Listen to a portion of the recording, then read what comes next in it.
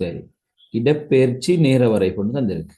அலைகளோட இடப்பெயர்ச்சி நேர வரைவு தந்திருக்கு. இடப்பெயர்ச்சி நேர வரைவை அடிப்படையாக கொண்டுதான் நாங்கள் விட எழுத போறோம். சரி, இப்ப இந்த கேள்வியை பார்த்தீங்கன்னா இரண்டு வகையான இரண்டு வகையான அலைகள் தரப்பட்டிருக்கு. Very good. விடையும் வந்துட்டாங்கல்ல. ஏபி அலைகள் தொடர்பாக பின்வரும் வினாக்களுக்கு விடை தருக. ஏபி அலைகள் தொடர்பாக பின்வரும் வினாக்களுக்கு விடை தருக. ஏபி அலைகள் தொடர்பாக என்ன வினாக்கள் என்று சொன்னால், முதலாவது வினா ஏபியின் மீடிரன்களை கணிக்க. ஏபி அலைகளின் மீடிரன்களை கணிக்க. சரி, இதுதான் முதலாவது வினா. என்ன? ஏபி அலைகளின் மீடிரன்களை கணிக்க. அப்ப மீடிரன்களை எங்களுக்கு கணிக்கிறதுக்கு இங்க தரப்பட்டிருப்பது மீடிரன்கள் தரப்பட்டில்ல. ஆகவே நாங்க மீடிரன்களை எதுல இருந்து எடுக்கணும்? அலைநீளங்கள்ல இருந்து எடுக்கணும். சரியா? அலைநீளங்கள்ல இருந்து எடுக்கணும். அப்ப அலைநீளங்களை அடிப்படையாக கொண்டுதான் நாங்க எங்க நீளங்கள் எடுக்கப்படும். அதாவது மீடிரன்களை. மீடிரன் என்பது ஓரலகு நேரத்தில் ஏற்பட்ட அதிர்வுகளின் எண்ணிக்கை. அப்ப எங்களுக்கு ஒரு சமன்பாடு போடலாம். நீல சரி, V சமன் F lambda, F சமன் ஒன்றுங்கில் T, மீடிரன் சமன் ஒன்றுங்கில் T. T என்பது இந்த நேரம். சரியா? இங்க ஆவர்த்தன காலம் தரப்பட்டிருக்கு.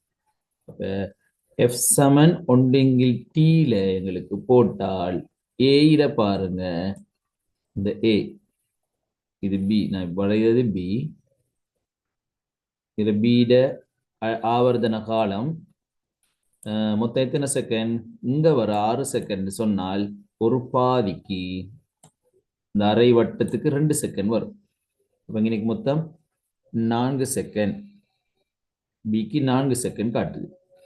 அதே போல ஏ எடுத்துக்கொண்டால் ஏக்கு பாருங்க, டி 1 2 3 4 5 6 6 அரை வட்டங்கள் இருக்கு. அப்ப 3 அலை நீளங்கள் இருக்கு. சரியா? 6 ஆவர்த்தன காலங்கள் 3 இருக்கு. அரை வட்டங்கள் 6 என்றால் ஒரு பாதிக்கு ஒரு அரை வட்டத்துக்கு 1 செகண்ட். 6 சரியா? 1 செகண்ட் எடுக்குது. ஆகவே நாங்க F சமன் ஒன்றுங்கில் T சமன்பாடு அடிப்படையாக கொண்டு செய்வோம். F சமன் ஒன்றுங்கில் T. சரி, ஏக்கு சொல்லுங்க பார்ப்போம். ஆன்சர் என்ன?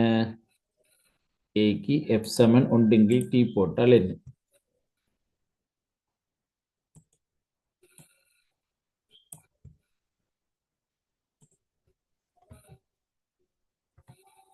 S சமன் ஒன்றுங்கில் T. அப்ப ஒன்றுங்கில் T போட்டால் ஏக்கு பாருங்க, டீக்கு போடலாம் எங்களுக்கு 2 செகண்ட் ஆவர்த்தன காலம். சரியா? முழுமையான ஒரு வட்டம் ஒன்று பூர்த்தி செய்யறதுக்கு மொத்தம் 6 செகண்ட். அப்ப இங்கே 3 ஆவர்த்தன காலங்கள் இருக்கு. ஒரு ஆவர்த்தன காலத்திற்கு 2 செகண்ட் போகும். ஒன்றுங்கில் டி என்றால் அரை. F சமன் 0.5 ஹெர்ட்ஸ். சரியா? F சமன் 5 ஹெர்ட்ஸ். சிம்பிள் F தான் நாம் பாவிக்கிறது. சிம்பிள் F போட்டுக்கொள்வோம். F சமன் ஒன்றுங்கில் T. சரிதானே? இப்ப நாங்க பிக்கு பார்த்தால் பி சமன் ஒன்றுங்கில் T போடுவோம். பி சமன் ஒன்றுங்கில் T. அதை எங்கே நான் போடுறேன்? பி சமன் ஒன்றுங்கில் T. இப்ப T நாங்க கேபிட்டல் T போடுவோம்.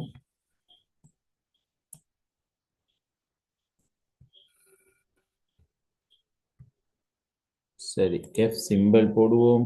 உங்களோட விடைகளை தான் நான் மார்க் பண்றேன், எடிட் பண்றேன். சரியா? F. ஆகவே இதுல பாத்தீங்கன்னா பில பாருங்க, மொத்தம் ஆவர்த்தன காலம் 6 செகண்ட் காட்டுது. ஆனா 1.5 இருக்கு அதுல. ஆவர்த்தன காலங்கள் 1.5. அப்ப 1க்கு 2 செகண்டால் முழுமையான ஒரு வட்டம் ஒன்று பூர்த்தி செய்யறதுக்கு 4 செகண்ட். எப்படி அது வரும்? எப்படி வரண்டா கேட்டீங்கன்றால், இந்த இங்க இருந்து இப்படி வந்து இதுதான் முழுமையான ஒரு அலைவு காலம். அப்ப மொத்த அலைவுகால பாதிகள் 3 இருக்கு. 3 பாதிக்கும் 6 செகண்டால் 2 பாதிகள் சேர்ந்துதான் முழுமையான ஒரு அலைவு காலம் வருகிறது. இந்த 2 பாதிகளுக்கும் 4 செகண்ட்.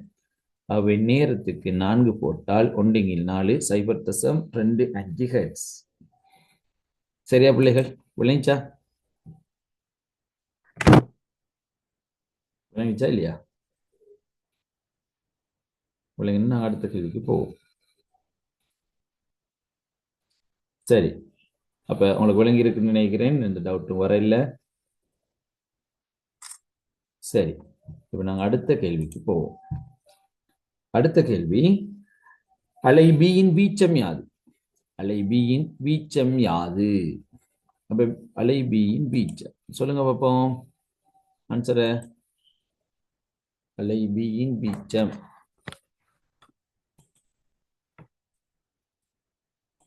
வீச்சம்னு சொன்னால் இந்த மைய புள்ளியிலிருந்து அது உச்ச இடப்பெயர்ச்சி. அப்ப ஏக்கு தரப்பட்டிருக்கு 5 மீட்டர். நீங்க ஏக்கு பார்க்கலாம் 5 மீட்டர். அப்ப ஏயின் வீச்சம் 5 மீட்டர். இந்த உச்ச இடப்பெயர்ச்சி மையப்புள்ளியிலிருந்து உச்ச இடப்பெயர்ச்சி ஏ. ஏக்குரிய வீச்சம் 5 மீட்டர். பிக்கு மொத்தமாக 8 மீட்டர் தரப்பட்டிருக்கின்றன. இப்ப மையப்புள்ளியிலிருந்து பார்த்தால் மேல 4 மீட்டர், கீழே 4 மீட்டர் வரும். ஆகவே பியின் வீச்சம் 4 மீட்டர். சரியா? மொத்தம் 8 மீட்டர். அப்ப கீழே 4 மீட்டர் இருக்கும், மேல 4 மீட்டர் இருக்கும். ஆகவே இந்த புள்ளி மையப்புள்ளியிலிருந்து உச்ச இடப்பெயர்ச்சிக்கான தூரம் 4 மீட்டர். இந்த தூரம் 4 மீட்டர். உறப்பு வீச்சத்துல தங்கி இருக்கும். சுருதி மீட்டர்ல தங்கி இருக்கும். புள்ளியின் பண்பு அலை வடிவத்துல தங்கி இருக்கும். அந்த 3ஐயும் ஞாபகம் வச்சுக்கொள்ளும். சரியா? அது கேள்வி வருதான் நாங்க பார்ப்போம். சரி, அப்ப அலை பியின் வீச்சம் யாது? வீச்சம் 4 மீட்டர். சரிதானே? வீச்சம் 4 மீட்டர்.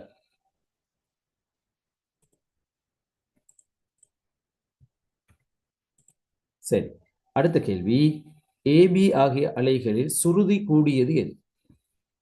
ஏபி ஆகிய அலைகளில் சுருதி. அப்ப நாங்க சுருதி எதுல தங்கி இருக்குன்னு சொன்னோம்? மீடிரன்ல தங்கி இருக்கின்றோம். மீடிரன் அதிகமாக இருந்தால் அது மீடிரன் அதிகமாக இருந்தால் சுருதி அதிகம். அப்ப ஏட மீடிரன் 0.5 வந்துச்சு. ஏட மீடிரன் 0.5 ஹெர்ட்ஸ். பீட மீடிரன் வந்துச்சு 0.25 ஹெர்ட்ஸ் வந்துச்சு. 0.25 ஹெர்ட்ஸ். அதாவது நெருக்கமாக இருந்தால் மீடிரன் அதிகம்.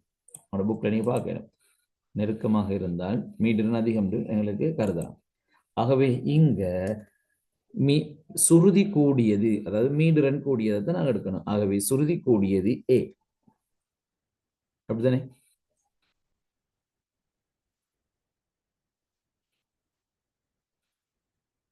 சுருதி கூடியது ஏ.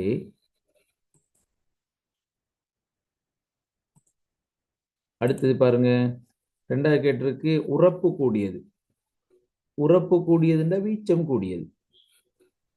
உறப்பு கூடியதுன்னா வீச்சம் கூடியது. வீச்சம்னா இந்த மையப்புள்ளியிலிருந்து உச்ச இடப்பெயர்ச்சி கூடியது. அதுவும் ஏ தான். சரியா? இப்ப சுருதி கூடியது, அடுத்தது சுருதி கூடியதும் ஏ, உறப்பு கூடியதும் ஏ. ரெண்டுமே ஏ. எத்தனை பிள்ளைகள்? ரெண்டுக்குமே விட வரும் ஏ. ஏதாவது சந்தேகம் இருந்தா கேளுங்க. உன புக்ல கதோட்டு கதிர் அழிவு காட்டில அந்த படம் எல்லாம் தரப்பட்டிருக்கு, நீங்க பார்க்கலாம். சரியா? பாருங்க, வீச்சம் அதிகரித்ததுன்னா உறப்பு கூடியது. இந்த உறப்பு கூடியது, உறப்பு கூடியதுன்னா வீச்சம் அந்த மையப்புள்ளிலிருந்து இந்த உயரம் இது ஒரு பாக்ஸை விட கூட வருது. இதுக்கு மையப்புள்ளிலிருந்து ஒரு பாக்ஸை விட குறைய வருது. இதுக்கு வீச்சம் அதிகமோ அதுக்கு உறப்பு அதிகம். கதோட்டு கதிர் அலைவு காட்டி மூலம். இதுல பாருங்க சுருதிய பாருங்க. சுருதி அலைநீளம் கூடியது என்று வந்தால் தாழ்ந்த சுருதி. மீடிரன் குறைவு.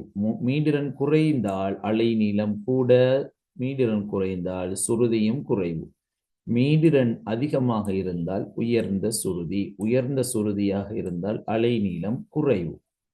சரி, அப்படின்னா நெருக்கமான அலைகளாக இருக்கு. பாருங்க, இந்த இரண்டாவது படத்துல தான் நெருக்கமான அலைகளாக இருக்கு. நெருக்கமான அலைகளாக இருந்தால் மீடிரன் அதிகம், மீடிரன் அதிகம் அலை நீளம் குறைவு, அலை நீளம் குறைந்தால் சுருதி அதிகம். ஆகவே சுருதி மீடிரன்ல தங்கி இருக்கு, உறப்பு வீச்சத்துல தங்கி இருக்கு, ஒளியின் பண்பு அலையின் வடிவத்தில் தங்கி இருக்கு. இது அடிப்படையாக கொண்டுதான் அடுத்த கேள்வி. அடுத்த கேள்வியை பார்த்தால், அலை வடிவம் வேறுபடுவதனால் வேறுபடும் இயல்பு யாது? இரண்டு வரி தந்திருக்கு, விட எழுது. ஆனா ஒரே ஒரு சொல் தான் வரும். அலை வடிவம் வேறுபடுவதனால் வேறுபடும் இயல்பு யாது? சொல்லுங்க பார்ப்போம். அலை வடிவம் வேறுபடுவதனால் வேறுபடும் இயல்பு யாது?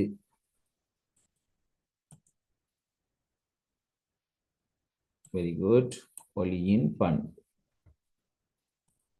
அப்ப இந்த கேள்விக்கான விடை, அலை வடிவம் வேறுபடுவதனால் வேறுபடும் இயல்பு கொண்டு கேட்டால் ஒளியின் பண்பு. சரி, இப்ப நாங்க அடுத்த கேள்விக்கு போவோம். இல்ல சந்தேகம் இல்லையே? அடுத்த கேள்வியை நல்லாவதா நீங்க குறித்த எக்ஸ் குற்றி எக்ஸ் ஆனது முதலில் வழியிலும் நிறுக்கப்பட்டிருக்கு. அப்ப அங்க நிறை கணிக்கப்படும். பின்னர் நீரிலும் அமிழ்த்தி நிறுக்கப்பட்டது. நீரில் அமிழ்த்தி நிற்கும் போது அதுல நிறை குறைவாக இருக்கும். நீரின் அடர்த்தி 1000 கிலோகிராம். அங்கே மீட்டர் ஒன்று வரணும், அந்த மீட்டரை சேர்த்துக் கொள்ளுங்க. Kilogram metre -3. சரியா? அடர்த்தியின் அலகு கிலோகிராம் மீட்டர் -3. சரி, அப்ப நாங்க தொடர்ச்சியாக கேள்விக்கு போவோம். Kilogram metre -3. புவியீர்ப்பு ஆர்முடுகள் நிறை காண்பதற்கு தேவைப்படும் பொருள் எக்ஸின் அடர்த்தியும் தரப்பட்டிருக்கு, பொருளின் கனவளவு தரப்பட்டிருக்கு. வழியில் குற்றியின் நிறை யாது? வழியில் குற்றியின் நிறை யாது? நிறை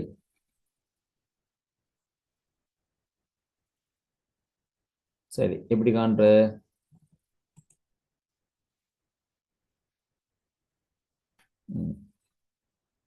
நிறை சமன் அடர்த்தி சமன். உங்களுக்கு தெரியும், அடர்த்தி சமன் திணிவின் கீழ் கனவளவு. நீங்க செஞ்ச விடைகள் அனுப்புங்க. அடர்த்தி சமன் திணிவின் கீழ் கனவளவுல நிறைய கண்டு சொல்லுங்க. ஒரு ஆள் அனுப்பியிருக்கீங்க, நீங்க அனுப்பியிருக்கிற திணிவு. இந்த கேள்வி நிறை. இப்ப திணிவுக்கும் நிறைக்கும் என்ன தொடர்பு கொண்டு பார்த்து நீங்க அனுப்ப வேண்டியது நிறை அனுப்புங்க. நீங்க அனுப்பியிருக்கு திணிவை அனுப்பியிருக்கீங்க. Very good. சரி,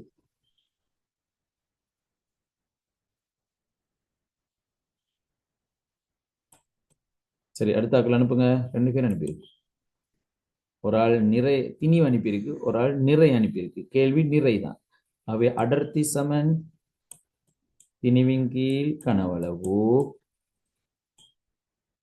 திணிவின் கீழ் கனவளவு. சரியா? எங்க கேள்வி கேட்டிருக்கு நிறை. நிறைய கேட்டா முதல்ல திணிவை காணணும். திணிவை கண்டு அதை 10ஆல பெருக்கினா தான் நிறை வரும். இப்ப சரி, சரியா? ஆகவே இப்ப நாங்க பார்க்கணும் திணிவு சமன் அடர்த்தி தர கனவளவு. இப்ப அடர்த்தியையும் கனவளவையும் பெருக்க போறோம். அடர்த்தி தர கனவளவு சமன் திணிவு. இந்த கனவளங்க போய் பெருக்கப்படும். சரி, அடர்த்தி எத்தின? குற்றியின் பொருளின் அடர்த்தி 1500. பொருளின் அடர்த்தி 1500 தர கனவளவு 0.05. அப்ப 0.05 நாங்க பின்னத்துல எழுதினால் 5/100. சரியா? இப்ப நான் என்ன கண்டுட்டேன்? திணிவை கண்டுட்டேன். திணிவை எங்களுக்கு தெரியும், W சமன் mg. W சமன் mg.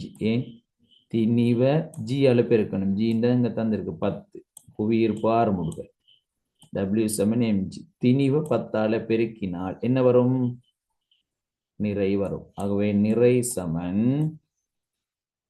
நிறைய நேரடியாக காணப்படுறேன். 1500 அடர்த்தி, 5/100 கனவளவு. இப்ப திணிவு வந்துட்டு, இப்ப திணிவை திரும்ப 10ஆல பெருக்கினால் நிறை வரும். இப்ப நிறைய காணலாம். சரியா? இப்ப இந்த சைபர் 2க்கும் இந்த 2 சைபரும் வெட்டுப்பட்டுட்டும். சரியா? இப்ப 5 தர 15, 5 தர 15 75, 75 தர 10 750. சரியா? அப்ப இங்க 15 தர 5 75, 75 தர 10 750. ஆகவே இந்த கேள்விக்கான விட 750 நியூட்டன். சரியா பிள்ளைகள்? அடர்த்தி சமன் திணிவின்கீழ் கனவுளவுல நீங்க முதலாவது திணிவை காணலாம். திணிவை கண்டு அதை வந்த திணிவை 10ஆல பெருக்கினால் நிறை வரும். வழியில் குற்றியின் நிறை என்ன வரும்? 750 நியூட்டன்.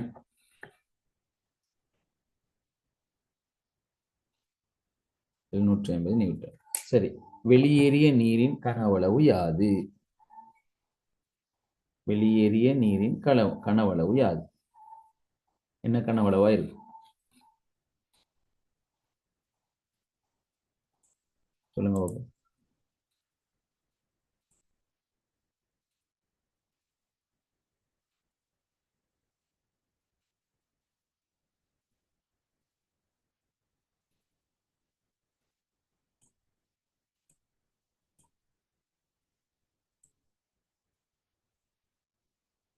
சரி, இதுக்கு யார தத்துவம்? ஆர்க்கிமிடிஸின் தத்துவத்தின் அடிப்படையில சொன்னீங்கன்னா சரி.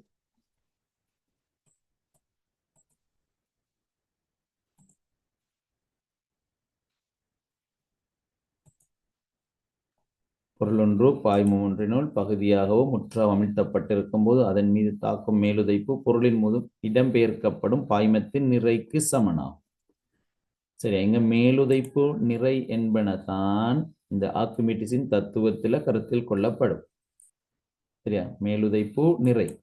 அப்ப மேலுதைப்பு தான் இடம்பெயர்க்கப்படும் பாய்மத்தின் நிறைக்கு சமனாகும். ஆனால் நாங்கள் இந்த கேள்வியின் அடிப்படையில வெளியேறிய நீரின் கனவளவு பொருளின் கனவளவுக்கு சமனாக இருக்கலாம் என்று ஒரு எடுகோள் எடுப்போம். சரியா? அப்ப பொருள் ஒன்று இதுல அமிழ்த்தப்படும் போது இந்த கனவளவுல உள்ள நீர் அப்படியே அதுக்கு ஒரு இடம் தேவை. அது அப்படியே மேல பெய்த்துரும். இந்த பொருள்ட கனவளவுக்கு சமனான நீருக்கு இடம் தேவை. அப்ப அது மேல போனால் இந்த குழாயினோட அப்படியே இங்க வெளியேற்றப்படும். ஆகவே பொருளின் கனவளவுக்கு சமனான ஒரு கனவளவு வெளியேற்றப்படும். ஆகவே 0.5 0.05 மீட்டர் கனம். இப்ப வெளியேறிய நீரின் கனவளவு. வெளியேறிய நீரின் நிறையாது. வெளியேறிய நீரின் நிறையாது.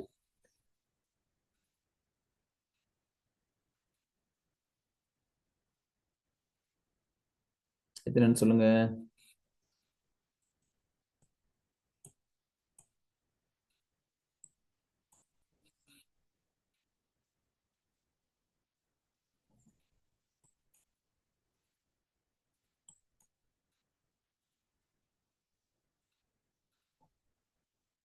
வெளியேறிய நீரின் நிறை யாது?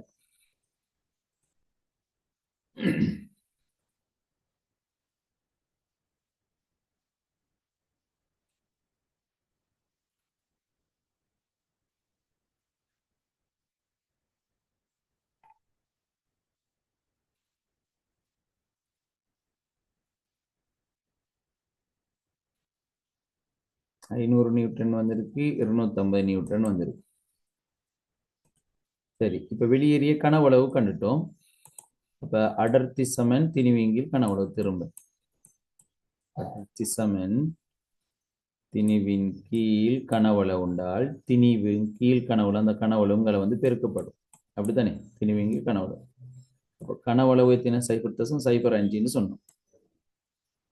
வெளியேறிய நீரின் நிறை. அப்ப நீர் கனவளவு சொன்னோம் 0.05 என்றால் 5/100.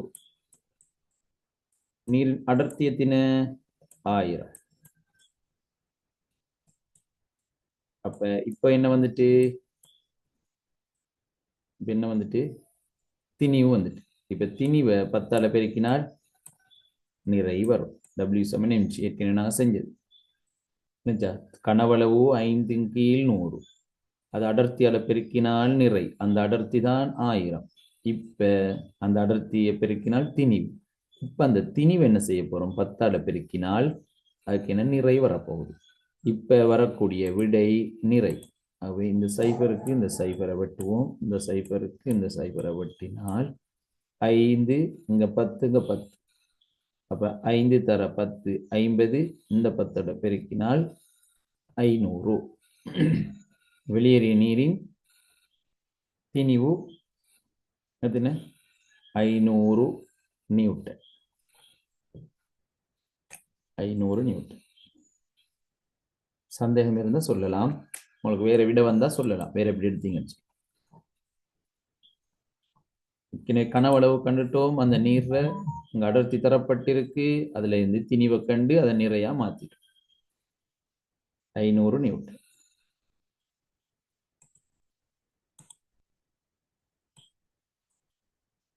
நீரினுள் குற்றியின் நிறை யாது?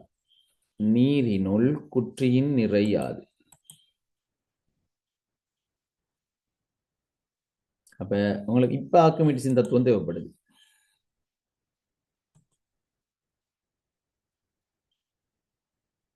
இப்ப ஆர்க்கிமிடிஸின் தத்துவம் தேவைப்படுது. அதாவது அமிழ்த்தப்பட்டிருக்கும் போது அதன் மீது தாக்கும் மேலுதைப்பு பொருளின் மூலம் இடம்பெயர்க்கப்படும் பாய்மத்தின் நிறைக்கு சமனாகும். அப்ப இடம்பெயர்க்கப்பட்ட பாய்மத்தின் நிறைக்கு சமனாகும். இப்ப கேட்கப்பட்ட கேள்வி நீரினுள் குற்றியின் நிறை யாது? ஆகவே சாதாரண நிலையில வளியில் குற்றியின் நிறை எத்தனை வந்துச்சு? வளியில் குற்றியின் நிறை 750 நியூட்டன். அதுதானே வளியில் குற்றியின் நிறை 750 நியூட்டன்.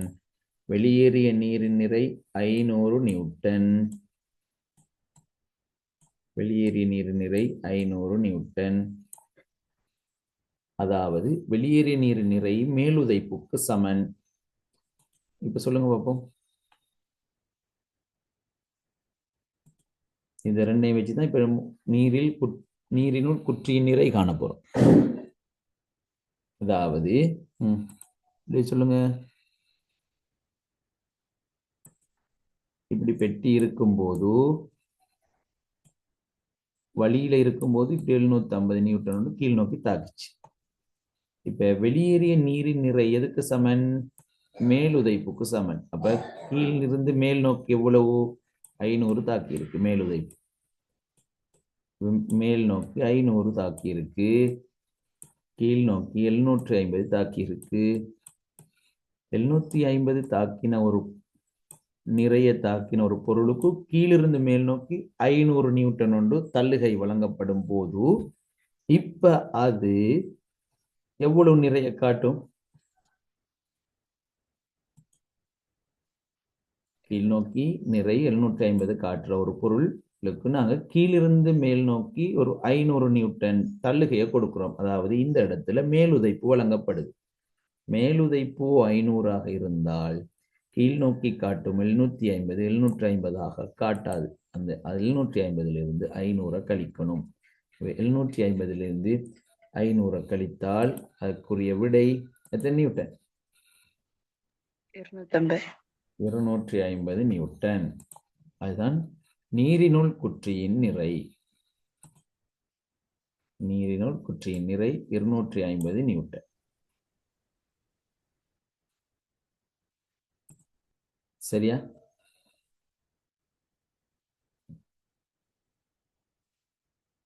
அப்ப நாங்க 1ஆவதுக்கு 2ஆவதுக்கு 3ஆவதுக்கு எல்லாம் அடர்த்தி சமன் திணிவின் கீழ் கனவளவுண்ட சமன்பாடும் நிறை சமன் mg திணிவு தர புவியீர்ப்பு ஆர்முடுகள் என்ற சமன்பாடு எங்களுக்கு தேவைப்பட்டது. 3ஆவதுல தான் ஆர்க்கிமிடிஸின் தத்துவம் மேலுதைப்பு சமன் பொருளினால் இடம்பெயர்க்கப்பட்ட நீரின் நிறைக்கு சமன் அடிப்படையில கீழ் நோக்கி தாக்கி 750 நியூட்டன், மேல் நோக்கி தாக்கி 500 நியூட்டன் என்று கழிச்சு நாங்க நீரினுள் குற்றியின் நிறைய கண்டோம் 250 நியூட்டன். சரி, இப்ப நாங்க அடுத்த கேள்விக்கு போவோம். பார்ட் 2ல பி பகுதி. சரி, இது இந்த முறையில் பார்க்கப்படுது. பாருங்க, இது 2016ஆம் ஆண்டு கேள்வி. இப்போ 2016 எதிர்பார்த்தது வட மாகாணத்துல இதுவரைக்கும் இந்த கேள்வி வர இல்லை. சிறுநீரகத்தி. நல்லா அந்த கேள்வியை செய்யுங்க நீங்க. இந்த கேள்வி பெரும்பாலும் உங்களுக்கு வரக்கூடிய வாய்ப்பு இருக்கு. நிறைய மாடல் பேப்பர்கள்ல 3ஆம் தவணை எக்ஸாமுக்கு இந்த வரலாம். சரி, நிறைய மாடல் பேப்பர்கள்ல இதுதான் வந்து கொண்டு இருக்கு. சரி, அப்ப சிறுநீரகத்தி. சிறுநீரகத்தின் கட்டமைப்பினதும் தொழிற்பாட்டினதும் அழகு. அங்கிகளின் கட்டமைப்பினதும் தொழிற்பாட்டினதும் அழகு களம். சிறுநீரகத்தின் கட்டமைப்பினதும் தொழிற்பாட்டினதும் அழகு சிறுநீரகத்தி. சரி, இது நுணுக்கு காட்டிக்குரிய கட்டமைப்பு. அதை தெரிஞ்சு வச்சுக்கொள்ளணும். ஆகவே சிறுநீரகத்தின் கட்டமைப்பு தொழிற்பாடு என்பவற்றின் அடிப்படை அலகு சிறுநீரகத்தியாகும். இது நுணுக்கு காட்டிக்குரியது. ஒரு சிறுநீரகத்தில் சுமார் 1 மில்லியன் சுமார் 1 மில்லியன் சிறுநீரகத்திகள் உள்ளன. அப்ப மனிதனுக்கு 2 சிறுநீரகத்திகள் இருக்கு. அப்ப மனிதன் கிட்டத்தட்ட 2 மில்லியன் சிறுநீரகத்திகள் காணப்படலாம் ஒரு கூற்று வந்தால் அது சரி. ஏன் புக்ல தான் இருக்கு. ஒரு சிறுநீரகத்தில் சுமார் 1 மில்லியன் சிறுநீரகத்திகள் உள்ளனால் மனிதன்ல 2 சிறுநீரகங்கள் இருக்கு. அப்ப 2 சிறுநீரகங்கள்லையும் எத்தனை 2 மில்லியன் சிறுநீரகத்திகள் காணப்படலாம். சரி, இப்ப நாங்க கேள்விக்கு போவோம். படத்தில் உள்ள அமைப்பு எவ்வங்கத்தின் தொழிற்பாட்டு அழகாகும்? முதலாக என்ன விட சிறுநீரகம். சிறுநீரகம் ஈனா ஒன்று போட்டீங்கன்னா பிள்ளையாகிரும். சிறுநீரகத்தின் எழுதினா பிள்ளை. சிறுநீரகத்தின் அல்லது சிறுநீரகம் எழுதினாலும் சரி. முதலாவதுக்கு சிறுநீரகத்தின் தொழிற்பாட்டு அலகு. இரண்டாவது ABCD ஆகிய பகுதிகளை பெயரிடுக. ABCD என்ன வரும்? சரி, நான் புக்ல உள்ள படத்துல குறிக்கிறேன். நீங்க அந்த பகுதிகளை சரியாக இனம் காணுங்க. ABCD. சரி, எமக்கு தரப்பட்டதுல A எது? ஏயாக இந்த இடம் அண்மை மடிப்பு குழாய். அப்ப அண்மை மடிப்பு குழாய் A. சரியா? அண்மை மடிப்பு குழாய் தான் A. ABCD கேட்டிருக்கு. B ஆக உட்காவு புண்ணாடி. B உட்காவு புண்ணாடி. சரி, அடுத்தது புரியுங்க. C என்ன? C ஆக சிறுநீரக நாளம். C சிறுநீரக நாளம். D என்ன? D கலன்கோளம். D கலன்கோளம்.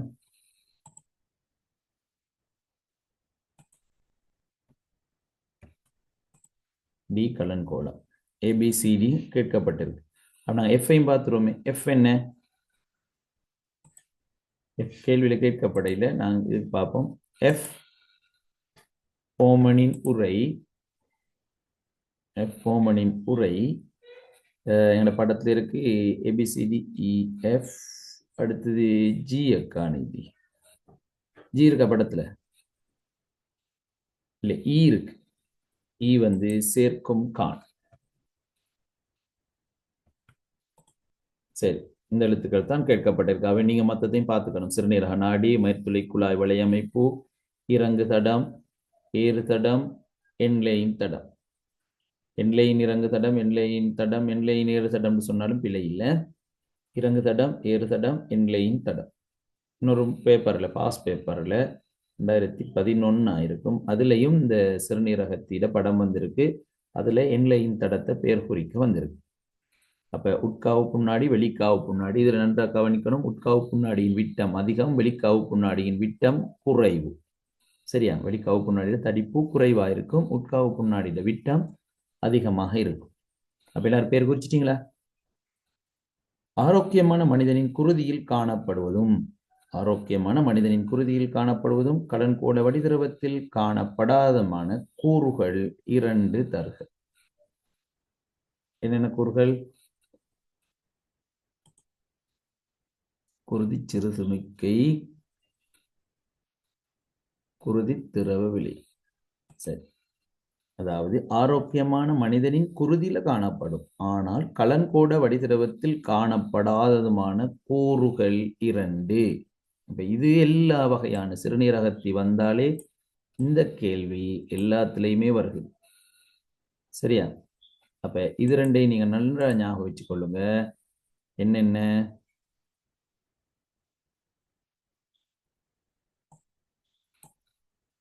கலன்கோட வடிதிரவத்துல காணப்படாதது குருதி திரவ விளைய புரதம், அடுத்தது குருதி கலங்கள். குருதி திரவ விளைய புரதமும் குருதி கலங்களும் காணப்படாது. அப்ப உயர் வடிகட்டல் மூலம் உருவாக்கப்படும் கலன்கோள வடிதிரவத்தில் காணப்படாதது குருதி திரவ விளைய புரதம் அல்லது குருதி புரதம்னு சொல்ற குருதி கலங்கள் காணப்படாது. சரி, குருதி திரவ விளைய புரதம் குருதி கலங்கள். சரி, அடுத்த கேள்வி வந்திருக்கு. சரி, சிறுநீரகத்தில் கல்லாக படியும் இரசாயன பதார்த்தம் யாது? நெத்தலி போன்ற கல்சியம் உணவுகளுக்கு தக்காளி போன்ற பதார்த்தங்கள் போட்டு சாப்பிட்டால் இது வருமா? அது சிறுநீரக கல் உருவாகுவதற்கு காரணமாகுமா? ஆகவே நெத்தலி போன்ற கல்சியம் செறிந்த உணவுகளுக்கு தக்காளி போன்ற மரக்கறிகள் போட்டு சமைப்பதை தவிர்த்து கொள்ளுமாறு கேட்டுக்கொள்கிறேன். சரியா? அப்படின்னு சொன்னால் கல்சியம் ஆக்சலேட் உருவாகுமா? கல்சியம் ஆக்சலேட் தான் இதுல சிறுநீரக கற்கள் உருவாகுவதற்கு காரணம். நிறைய பேர் அனுப்பியிருக்கீங்க. ஆகவே சிறுநீரகத்தில் கல்லாக படியும் இரசாயன பதார்த்தம் எது? கல்லாகப்படியும் இரசாயன பதார்த்தம் கல்சியம் ஆக்சலேட். Calcium oxalate. சரி, இந்நோய் நிலைமை ஏற்படாதிருக்க நீர் கடைபிடிக்க வேண்டிய பழக்க வழக்கம். அப்ப சுகாதார பழக்க வழக்கம் நீங்க சுகாதார பாடங்களையும் படிச்சிருப்பீங்க. சிறுநீரை நீண்ட நேரம் தேக்கி வைக்காமல் உடனடியாக வெளியேற்று. அதாவது சிறுநீரை நீண்ட நேரம் தேக்கி வைப்பதை தவிர்த்தல், தேவையான அளவு தண்ணீரை குடித்தல், சரியா? சிறந்த உணவு பழக்கங்களை மேற்கொள்ளுதல். சரி, அப்ப நீங்க எழுதலாம், சிறுநீரை நீண்ட நேரம் தேக்கி வைக்காதிருத்தல், போதுமான அளவு தண்ணீர் பருகுதல்,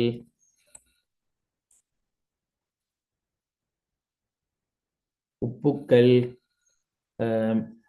அடுத்தது மிளகாய் போன்ற உடனடி அதிகம் கொண்ட உடனடி உணவுகளை தவிர்த்தல் போன்றவற்றை எழுதினா சரி.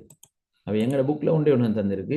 சிறுநீரை நீண்ட நேரம் வெளியேற்றாத நீண்ட நேரம் தேக்கி வைத்திருப்பதை வைத்திருப்பது இதற்கு ஒரு காரணம். அவை அதை தவிர்த்தால் சரி.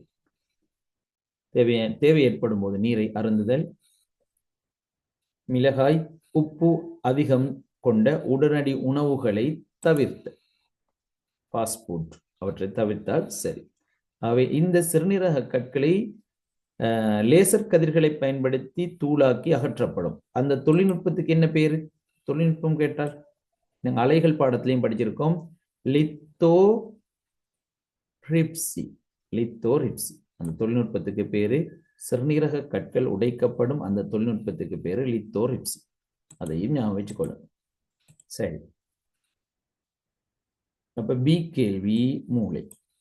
போன வருஷமும் இந்த கேள்வி ஃபைனல் செமினார் பேப்பர்களில் வந்துச்சு. 2 கேள்வி வந்ததுதான் போன வருஷம். ஆனால் ஃபைனல் எக்ஸாமுக்கு வரையில. அப்போ இந்த வருஷமும் எதிர்பார்ப்போம். கீழே தரப்பட்ட அமைப்பில் உள்ள ஆங்கில எழுத்துக்களை பயன்படுத்தி விட எழுது. கற்றல் சிந்தனை நுண்ணறிவுக்கு பொறுப்பான மூளையின் பகுதி. சரி, என்னது? ஆங்கில எழுத்துக்களை பயன்பாடுங்க. இப்ப நீங்க இதுலதான் அவதானிக்கணும். நீங்க எவ்வளவு படிச்சுட்டு போனாலும் வேலையில தரவை வாசிக்கணும். எக்ஸாம்ல அதைத்தான் பார்ப்பாங்க. கீழே தரப்பட்ட அமைப்பில் உள்ள என்னது ஆங்கில எழுத்துக்களை பயன்படுத்தி விடை தருக. அப்ப உண்மையான சொற்கள் எழுதினா பெரும்பாலும் மார்க்ஸ் இல்லாம போகலாம். ஆகவே ஆங்கில எழுத்துக்களை பயன்படு. கற்றல் சிந்தனை நுண்ணறிவுக்கு பொறுப்பான மூளையின் பகுதி எது? இது புக்ல உள்ள படம் தான். சரியா? அப்ப இந்த படத்தை எடுத்து நீங்க முதல்ல அந்த எல்லா பகுதிகளுக்கும் பேரை குறிங்க பார்ப்போம். பேரை குறிங்க. இந்த படம் தான் வந்திருக்கு, இந்த தம்பி வெங்கஜோ. சரி, ஏன மூலயம். ஏ மூலயம்.